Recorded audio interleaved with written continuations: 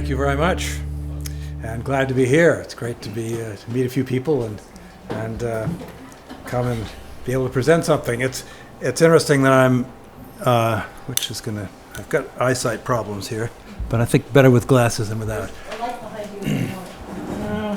Sure. It works well with what Eric was saying last night in particular. I think this is not working. That's all right. Never mind. Because I'm jumping in some of to sort of fine tune some of the things he was talking about last night. As Tom was saying, one of my main interests is what we call cultural apologetics, which is sort of a mouthful, but all it means really is that we're made in the image of God, we're living in God's world. Those who are also made in God's image and are living in God's world, but who do not believe in God, create and deny God, the reality pushes back on them.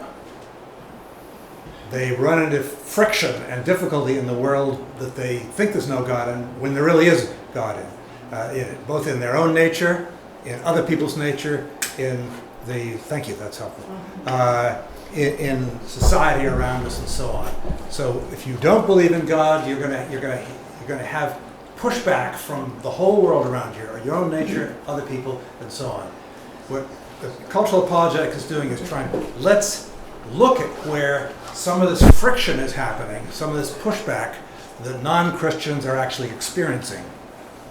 And how can we name it for them so that they can see, rather than just being frustration, contradiction, or whatever, they can see, hey, I'm fighting God. I'm fighting the reality of God in the world. And I could stop doing that at any time I wanted to. So that's the cultural apologetics is kind of trying to do that. Listen to the culture, see where someone who believes that, where are they in tension with God, and what can we do to speak to them? How can we get through to them? How can we make some sort of an impact? Now, I'm going to just spring off at a fair level of, I think, political unrest in America at the moment and frustration with the political situation. And lots of people saying, I've never seen so many books on democracy is under threat. Will democracy live? Kind of thing. I've been in the last couple of years. And that's not an accident, because there's a lot going on. And a sense that we've lost the story, what is going on. Sometimes I think Christians involved in politics have lost the story too.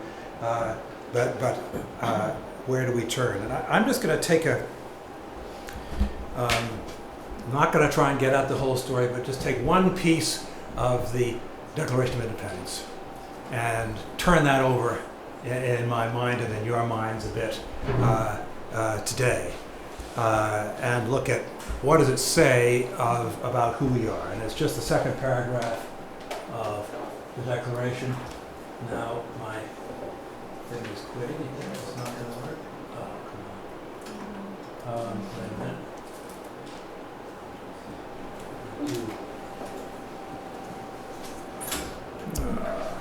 Excuse me.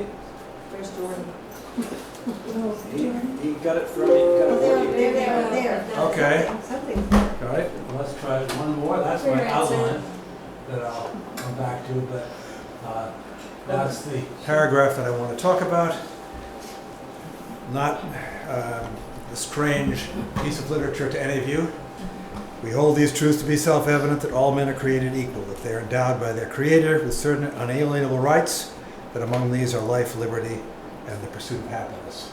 I want to talk first about what does that mean, and then what does it come to mean? What did it mean when it was written, and what does it come to mean today?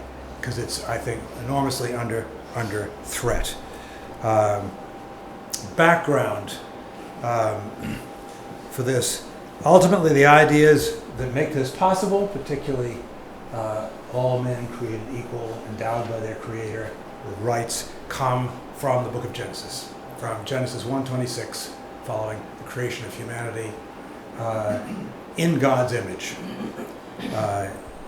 in the image of God, the likeness of God, fearfully and wonderfully made by a God who cares about them, cares about their life, and the full expression of their humanness, which is why he wants them to have these rights in a political setting. If you think of where this gets philosophical, but not in a technical way at all, where are we placed in the world, in the universe? The idea of being in the image of God places us, differentiates us down and differentiates us upward. We are different from the animal world, where they are not made in the image of God. We have a qualitative difference between us and animals because of being made in God's image.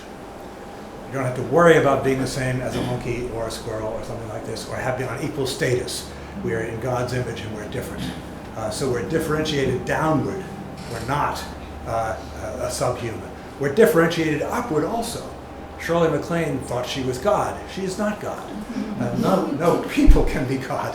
So we're only creatures of God, made in God's image, but we're not gods. So we have a place where we know what's above us and we know what's below us. And which, if you subtract God, you lose that. You lose both going downward and going upward. You have to guess where we are. Are we different from animals? Or is there anything higher than we are?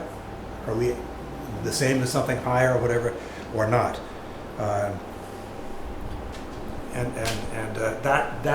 That's an important issue. But the issue I'm trying to get at is this idea of being created equal. First of all, having value as God's image, and being created with intrinsic dignity and value. That's a big point. It's intrinsic dignity, meaning our dignity is not conferred on us by the government, by the state. It's not conferred on us by any social institution. The membership in a family doesn't confer dignity on you, although it certainly has in world history, in other political arrangements. Aristocracies, who were people who were important because of whose family they were. Your race doesn't establish your dignity. Your caste or your social class, anything like this. Whether you're in Who's Who or somebody's Hall of Fame, doesn't make any difference. It doesn't make any difference even if you're not in People magazine. It's an intrinsic dignity that is yours because you're you. It's because you matter and are precious to God because of who you are by creation. If you look around this room, you'll see other people who are made in the image of God, in this sense, as much as you are. No one in this room is any more than the image of God than anybody else in this room, in the sense that I'm talking about.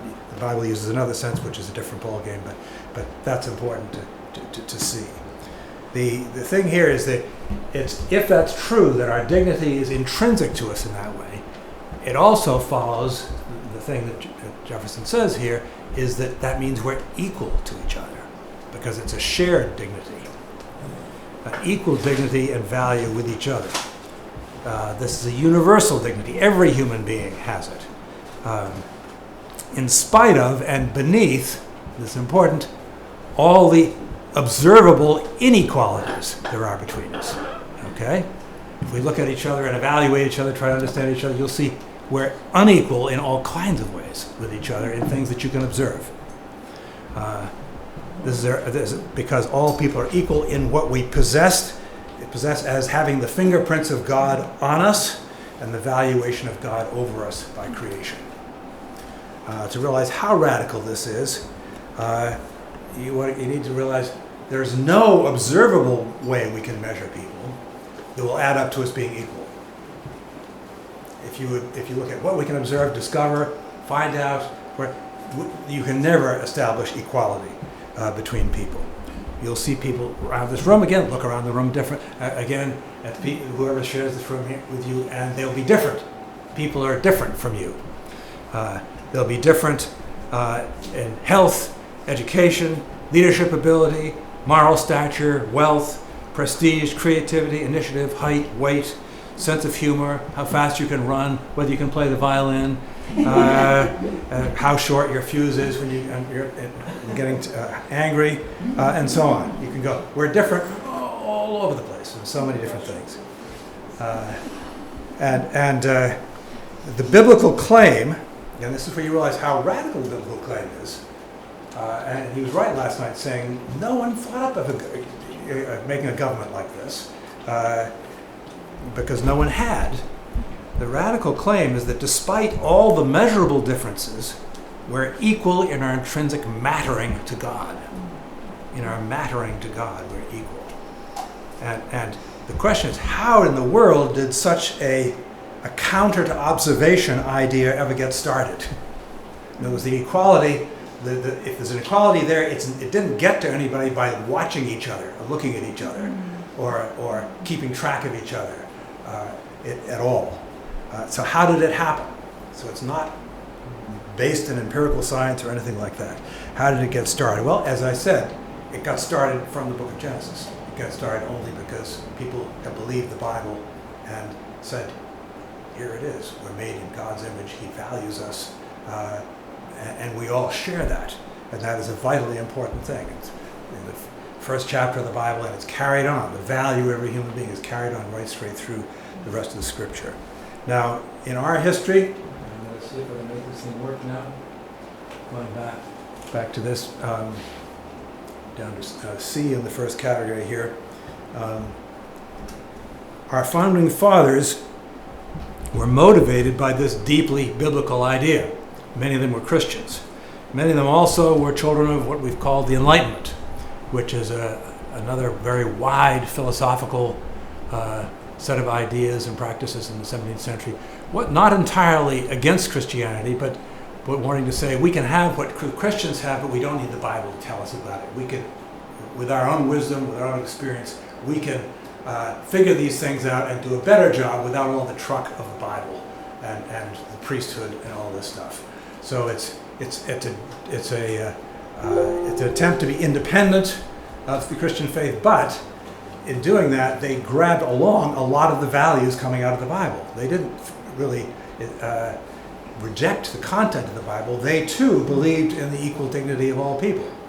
Though they thought they could derive it from their own wisdom, they didn't need the Bible to tell them that. So you have the early convention in Philadelphia, as they met together, a bunch of Christians, a bunch of deists, which would be children of the Enlightenment, and they differed on all sorts of things, but they could agree that people were created equal, and that we wanted their equality to be a central part of the government. So different philosophical perspectives, but they shared and agreed on this in tricky ways, as we will know. Jefferson, who wrote the Declaration in early February of 1776, had special help from John Adams and Ben Franklin in putting it together, and then they presented it to the whole Continental Congress in June of that year for further editorial tinkering. And they lopped out a lot of what Jefferson wrote. Jefferson's original document is much longer. He, in fact, has a whole big, long paragraph blaming George III for slavery. Don't ask me how he reasoned that, but the rest, nobody thought that's worth having in here.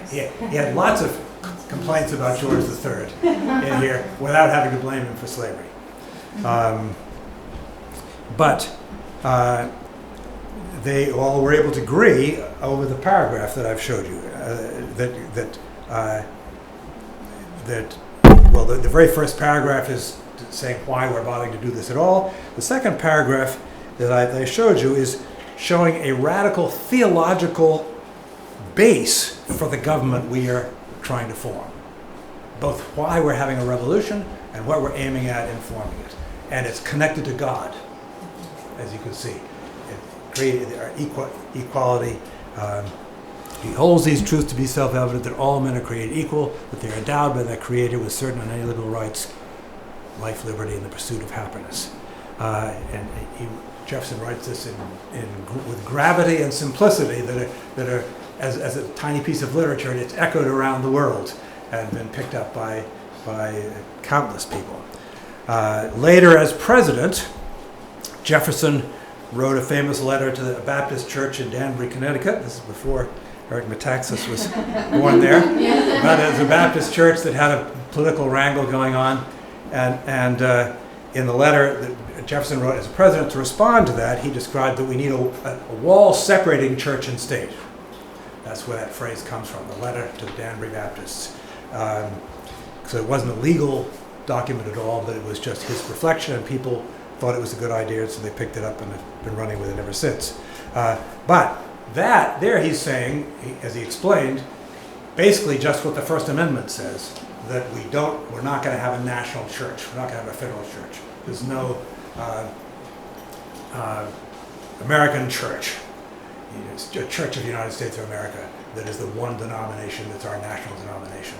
That's what the First Amendment excludes. It's not going to establish any religion. And that's what he meant by a wall between church and state. But he didn't say anything, and nor does the Declaration, about any separation between God and state. Because God and state are right there in the Declaration, are inseparable in the Declaration.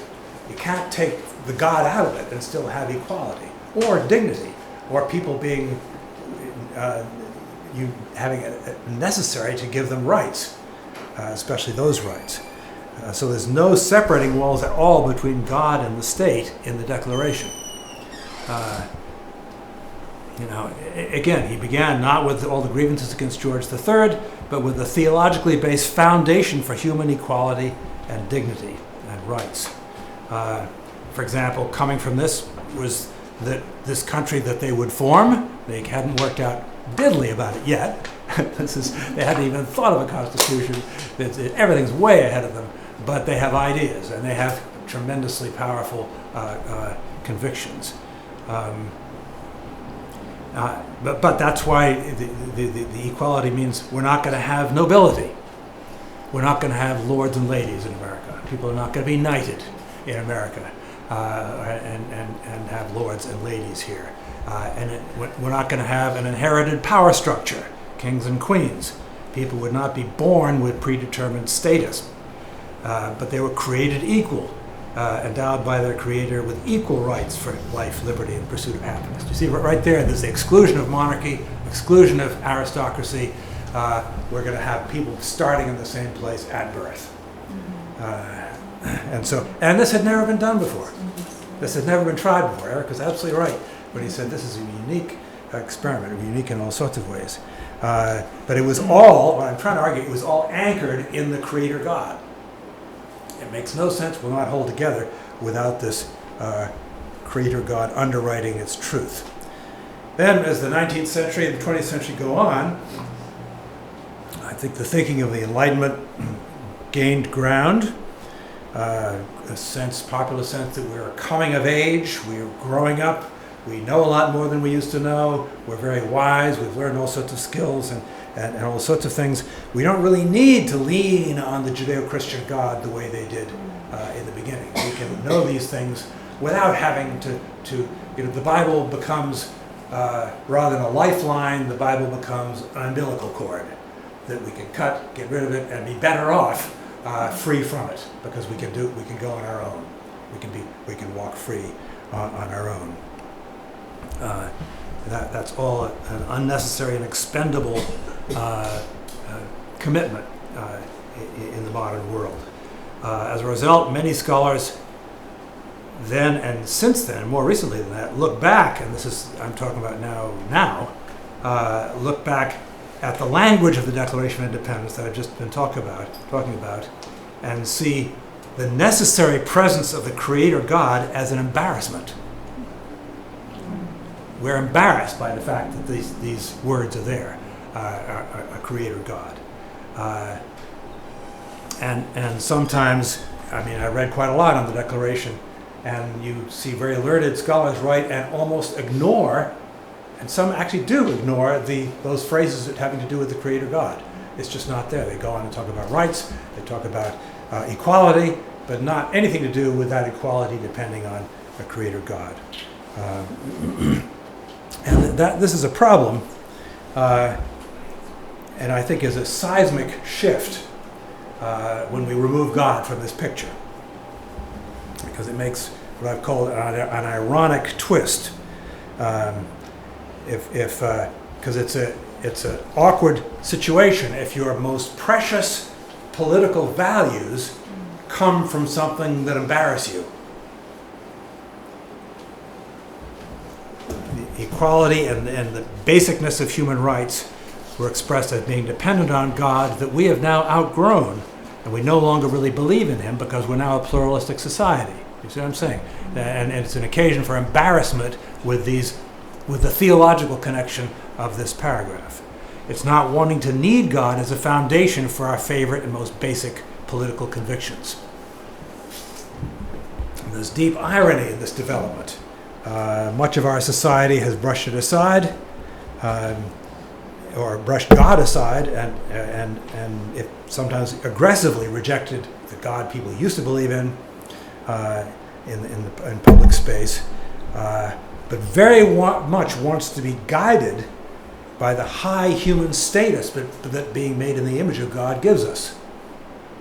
They liked the high human status, the rights, the privileges, the equality. They like all that. They want all that. You talk to liberal, almost anybody today wants to hold on to that. We want rights for everybody. We want equality for everybody. But we don't want this God around. And we're embarrassed that it depends in the declaration on God, so we'll minimize it. So we want to have confidence in the qualitative difference between a human being and the animal world, or at least a lot of us do. Animal rights people don't always. But most people really want to say there's a difference between me and a monkey, between you and a dog or a cat or whatever like that. And that difference really, in no time, comes down to very, very life and death situations if we don't really believe it. And I think this is so deep in the American psyche. Almost everybody wants this equality. I think, you think of Lincoln's Gettysburg Address. He described the country as dedicated to the proposition that all men are created equal. That's Lincoln. The front pediment on the Supreme Court building says equal justice under law. Bill and Melinda Gates Foundation says dedicated to the belief that all have equal value. I'm trying to say this idea of human equality is just everywhere to anybody who's thinking at all about the quality of American life. Strangely, what I've described is that it's easier to throw God out than to throw the high human status out that being in God's image gives you. We want to throw God out, but we don't want to let go of the distinctive human status. But without God, what becomes of God's image? I mean, that's the big question, and that's the rub. That's the pushback to someone who isn't a Christian, who doesn't believe in this God being there. That's the pushback. Is that what do you do with truths that rest on being the image of God? And this thing has a mind of its own.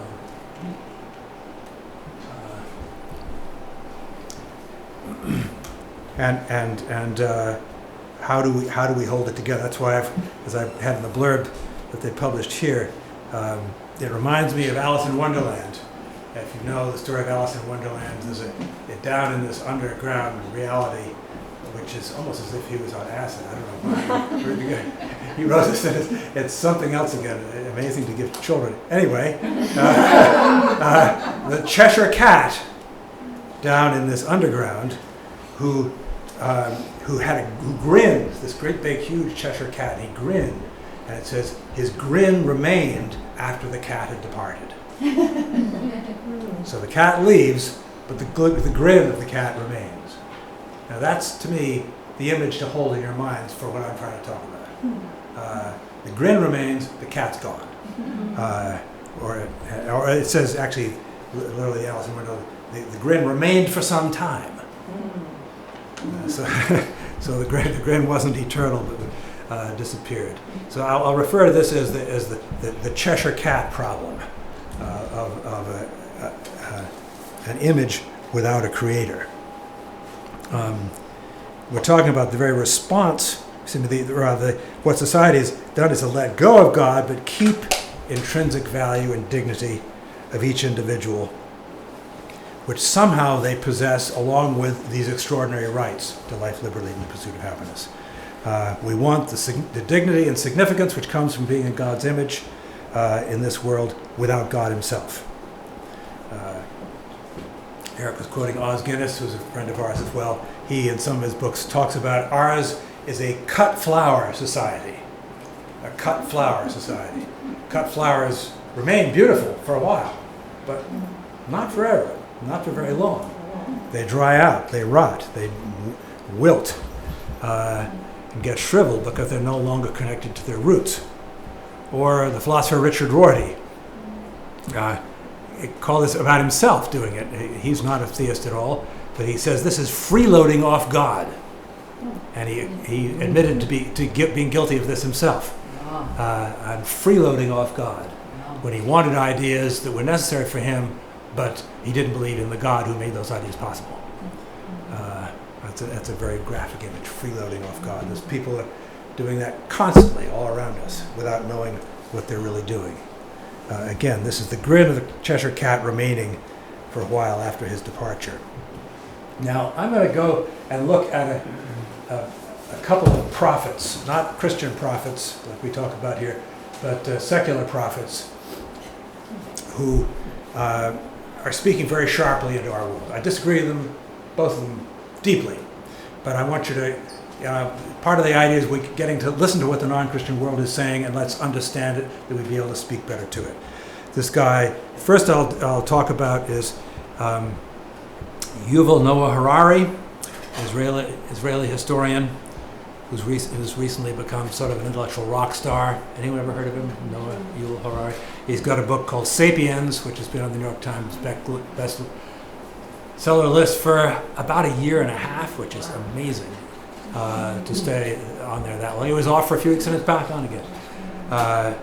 And he is a fascinating guy. Again, don't agree with him on much of anything, but except that he's really, his interesting things are interesting to me too. But he has a different take on the Cheshire Cat problem. He wants to stuff it into our face, in a sense, this problem. He wants us to really grip it with it, and he thinks no one takes it seriously enough or realizes it. First of all, he starts out with one of the distinctive abilities of a human being is to have imaginations which can invent myths, illusions, and fictions which are sufficiently shared by large numbers of society that they cooperate with the illusion. Okay? We can invent illusions and myths and so on and sell them, in quotes, to people enough so that we all cooperate. The first example he gives, which is a brilliant one, is the value of money. For some strange reason, little colored bits of paper with numbers on them can get you all kinds of stuff. Property, education, houses, meals, just about military, anything you can buy almost with money. And it only works because everybody believes it. Everybody accepts it. And even little electronic blips flying at the speed of light around, not even pieces of paper, not even solid like a piece of paper, but electronic blips flying around the world at the speed of light can buy you nations, hundreds of acres of land, and so on. Things that are concrete, things that are solid. And so he says, and it all works only because people trust the fiction, that money has value. He then goes on to say, God and moral values are the same kind of fiction. God is exactly that kind of fiction, as are all universal moral values. They function to hold life together, and he says, I'm glad for them, because I think I live in a better world because of it, because they're there, and these illusions are there. But they're not, they are fictions. So supposedly, the universal principle about, for example, human equality, and he has a special, his sights, his gun sights are set on this, on the very thing I've been talking about, on the equality of all people, is also just a fiction. When you strip away the shared illusions, what do you have left? You have left biology. Biology doesn't supply you with illusions. Biology brings you down to earth, and you're grounded there, and you can live there because it's objective and it's without fiction. So he sees special vulnerability, as I said, in this notion of human equality. To illustrate it, he makes a retranslation of this second paragraph of the Declaration into biological. we could translate it from English to German or something. He translated it from theological language into biological. Again, in order to sense of rub your nose in the Cheshire Cat problem. So he's taking statements that are philosophical and theological assertions about what exists and what people's rights are, and translates them into biology. So he starts, I'll give you a sort of summary of his argument here. He starts out saying, biology says nothing of creation or a creator. People are not created, but evolved. And evolution does not produce equality, but difference, which is perfectly right. The only reason evolution works at all, or in the theory of natural selection, is difference between everybody, and the differences work out and create evolution. He writes, the idea of equality is inextricably intertwined with the idea of creation. The Americans got the idea of equality from Christianity. However, if we do not believe in the Christian myths about God, creation, and souls, what does it mean that all people are equal? And it means absolutely nothing. That's what he's saying. Because biology recognizes no creator, people are not endowed with anything either. So you lose the word endowed. They are just born. They're not endowed, they're born. Also, there are no such things as rights in biology. Birds don't fly because they have a right to fly. They fly because they have wings, he says, which I think is sort of an interesting observation. So inalienable rights is translated mutable characteristics. That's quite a shift. Inalienable rights to mutable characteristics. In biology, this is him still, this is not me. There is life, but there's no such thing as liberty in biology. And happiness is hard enough to define so that it can't easily be measured, and so is best translated as just the pursuit of pleasure. So I'll give you his full translation here, if I can make this thing work. This is the founders, that I've held before. We hold these truths to be self-evident, that all men are created equal, they are endowed by the Creator with certain inalienable rights, that among these are life, liberty, and the pursuit of happiness. For him, we hold these truths to be self-evident, that all men evolved differently, that they are born with certain mutable characteristics, and that among these are life and the pursuit of pleasure. Now, that's pretty different. That's pretty different. I would suggest that the second version would never have started a revolution. This is a totally flat-footed Darwinism with no moral implications even. There's no obligations that are even implied there. It's just flat-footed, factual statement of a version of how things happened. What he's trying to show is that you remove the theological references and you remove the whole function of it working as it's meant to work. All its ethical claims, rights, and obligations are just poof, gone. And he wants us to recognize that. He wants us to see it. And like I said, he wants to stuff your face in it and have you realize it all rests on God. He then has the nerve to say, well, this is done this way. We need to invent a different basis for human dignity and equality. We need to come up with a different basis for it. And then goes on, as if, Solve the problem. As if that was possible. As if, where in the world do you come up with anything that justifies through which you can see all people to be equal and have that really a trusted value.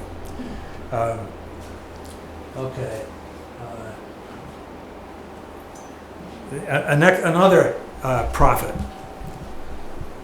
May I just ask why the word prophet? I don't understand that. Oh, someone who speaks very powerfully with a prophetic voice, who's taken as a prophet by society. Okay.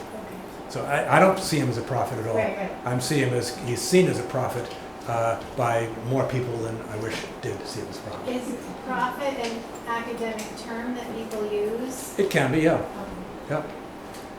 And another one here is a guy called Jack Miles, professor of English from the University of California. California says it all. What do you say? Sorry, Right. California says Oh, yes. it all. Well, maybe.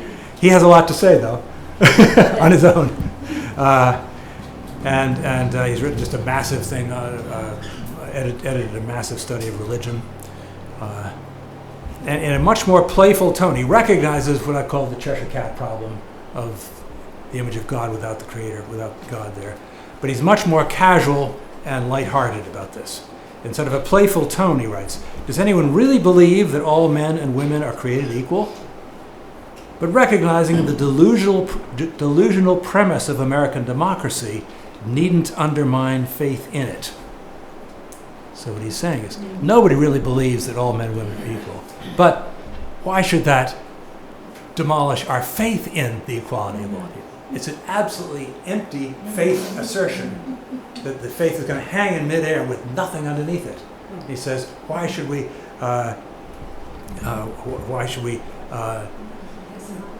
just let it be bothered by the fact that it's a delusion? It's good to believe. It sounds good. It's good to believe.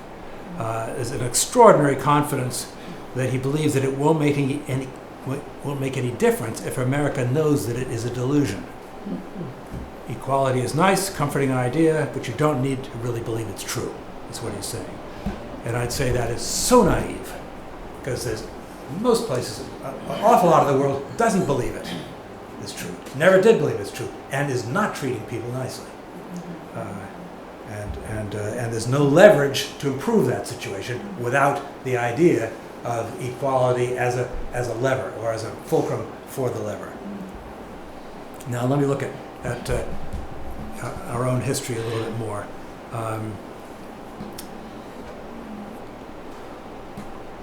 To believe in the equal dignity of all people, and to take that seriously at every level of life, is a very costly thing to do on any of us that believe it. If we really put it into practice, and we really let it work out in all the people we have a relationship to and meet, that is a very, very costly thing. It's not a fun little game to play, but it's a very deep commitment. If you believe it, it comes with obligations which demand to shape your life in every area of it. As you know, our country has not done very well on this, in living out these basic truths of the Declaration. Despite the fact that many of us have believed it to be true. Jefferson himself wrote it and believed it to be true, did not do very well with it. He who wrote it, he struggled deeply over the issue of slavery, but somehow did not have the courage or conviction or whatever he needed to free his 300 some odd slaves, which would have meant the collapse of the beautiful lifestyle and estate at Monticello. He would have had to put it up for sale or whatever, would have collapsed. But he can write this and still possess 300 slaves, as could many other people as well. And I don't want to get into the whole thing of the Native American population that was treated with incredible callousness in the last century, two centuries ago rather. When we think of slavery and what has followed it through the Civil War and all the way down through today's race relations, it would be easy to see the beginning here in the Declaration as an exercise in massive hypocrisy at a national level. Martin Luther King Jr. knew all about racial hypocrisy, more than any of us will know. But he saw the claims, all men are created equal, endowed by their Creator with certain inalienable rights, not as an evidence of hypocrisy, but as an uncashed check, as a promissory note to African American people. He chose to see it first as an uncashed check. His call was not to scorn it, but to spend his life trying to achieve it for the first time, because it had never really been in practice. He gave his life to try and get this check to the bank, and did quite a lot, really, in doing just that. But notice, really important here, he did not believe that being created equal was a delusional premise of American democracy. He did not believe that this idea of equality was just a fabric of the imagination. He passionately believed it and was able to lead a lot of other people to passionately believe it. He believed that this is really true. This was not a collective fiction. This was really true, and he managed to swing the history of our whole country.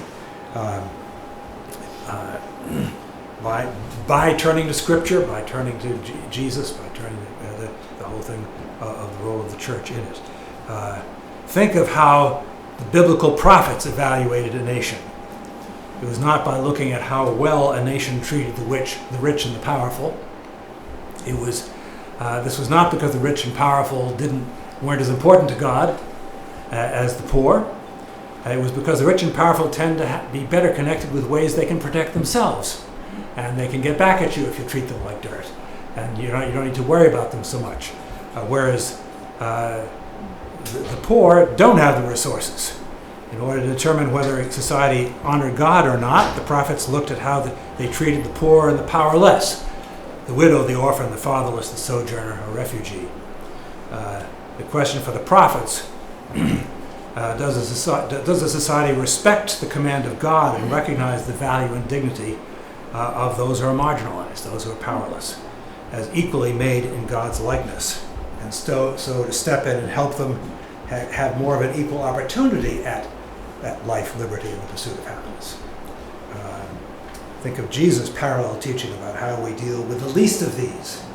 He says, that's how you deal with me. You don't like that, you don't realize that, but that's true. How you deal with the least of the person you can see around in your space is how you're dealing with me, Jesus. And that's a heavy, heavy, heavy load to take seriously. And that's why we need a Savior, because none of us can live it out properly. Think of the Apostle James, who has scorching exposure of people in a church to which he's writing, who take upscale members of the church with gold rings and fancy clothes, and they're given special seats. And when poor people come to church with dirty clothes and probably who don't smell very good, they're told, sit at my feet. And James reacted with horror that they had acted with favoritism and made distinctions with evil thoughts. These sins were sins against the equal dignity of the diverse members of the body of Christ. James held had to question the core of their faith itself. He's basically doubting, are you Christians at all? Do you, with your acts of favoritism, really believe in our glorious Lord Jesus Christ? Do you believe in Christ at all when you do this? Is what James is asking. He wants you to question whether your very salvation, are you a follower of Christ at all? And what's so terrifying is things like this can work into a society. An example on this verse is one wonderful Puritan commentator on the Bible called Matthew Henry. Some of you probably read his commentaries. He looks at this passage in his commentary, which I love. It's very, very helpful. And he says, this idea of special seats for the richer people. Of course, this has nothing to do with our present practice of the Lord of the Manor having his pew in the front of the church and his servants sitting in the gallery. And I said, what? What does it have to do with it? It's exactly what it's built into the architecture of the church. The front pew has got the Lord of the Manor's name on it in brass, and no one's allowed to sit there. And here's in a Protestant Reformed church which is doing all sorts of things right, and looks at this because it so jars against the cultural assumptions that it doesn't connect. It doesn't connect. But you think maybe it did a little bit because he wouldn't even bother to mention it. Of course, it doesn't. To deny that that's what we do. Anyway, this is to do with James's. This kind of thing is. This we need to look and read the Bible creatively. That's one of the reasons we've been going to an African American church for the last 25 years and hearing the Bible preached by someone who's coming at it from a somewhat different culture. He sees stuff that you didn't see. His culture is different enough from yours, and so it's bingo, and it stops you short. So our struggle now, I think, is a really important struggle and a really hard one. It's really hard. What I've tried to say, it's really hard for us who do believe in the equality of all people. It's really hard for us to put them into practice. A line from James Baldwin. It is easy to proclaim all souls equal in the sight of God. It is hard to make men equal on earth in the sight of men. see, it's easy to say the Declaration, and